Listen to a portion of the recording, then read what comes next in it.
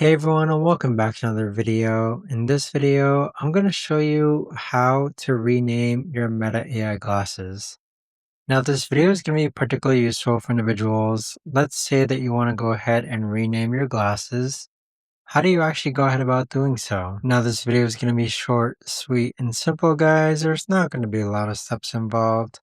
Now, in order to do this, what you're first going to do is go into the Meta AI app. Next, click on Devices on the left-hand side. Now, next to your glasses, which you want to go ahead and rename, click on the pencil icon. And then this is where you're going to rename your glasses. So you can name it yourself and then click on Save. But that right there, guys, is the best and easiest way that I know of to actually go ahead and rename your Meta AI glasses.